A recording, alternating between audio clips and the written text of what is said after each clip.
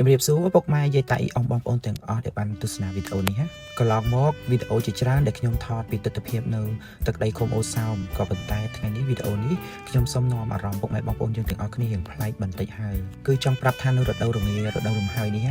គឺលក្ខណៈថាទឹកដីនៅឃុំអូសោមពិតជាស្រស់ស្រាយហើយលក្ខណៈថាត្រជាក់ដូចនៅប្រទេសគេចឹងបងប្អូនហើយដើរលេងនៅទឹកដីឃុំអូសោមទៅប្រហែលដងក៏ចេះចិត្តងាយដែរក៏ប៉ុន្តែទៅ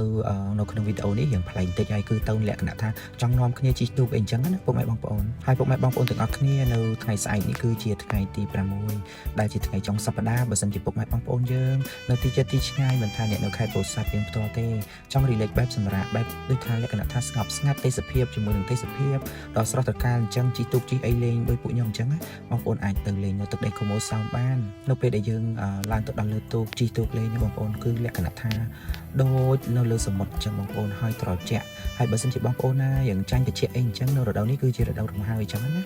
គឺបងប្អូនអាចដាក់អាវលងាក្រាស់ៗអីទៅបានពីព្រោះអី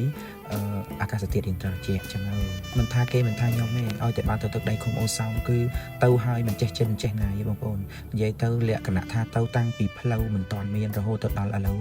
ផ្លូវភ្លឹងកៅស៊ូជាតិភ្លឹងហើយក៏នៅតែមិនចេះចិនណាយតែម្ដងណាទៅតាំងពីរុញម៉ូតូរុញជិះអត្រាអូសអត្រាអីក៏មានដែរបងប្អូនក៏ប៉ុន្តែឥឡូវនេះណាគឺប្រែមុខមាត់ថ្មីខ្លាំងហ្មងនៅឃុំអូសោមអភិវឌ្ឍខ្លាំងមែនតែនហើយបងប្អូនឃើញទស្សនភាពទេទស្សនភាពក្នុងការជិះទូកលេងអញ្ចឹងបងប្អូនលក្ខណៈថាមើលទៅដូចសមុទ្រមែនរកកោះរកត្រីអត់ចង់ឃើញ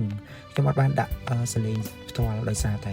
វារំខានទៅដោយខ្យល់ពេកអត់ស្ដាប់ឮសលេងពួកខ្ញុំនិយាយអញ្ចឹងណាអញ្ចឹងនៅក្នុងវីដេអូនេះអត់មានអីច្រើនទេបងប្អូនពុកម៉ែយាយតាអ៊ំទាំងអស់មិត្តភក្តិអីទាំងអស់ដែលបានឃើញវីដេអូនេះហើយបើចង់ទៅលេងនៅទឹកដីឃុំអូសោមជិះទូកជិះអីលេងដូចខ្ញុំអញ្ចឹងអាចទៅបាននៅក្នុងចុងសប្តាហ៍នេះអរគុណច្រើន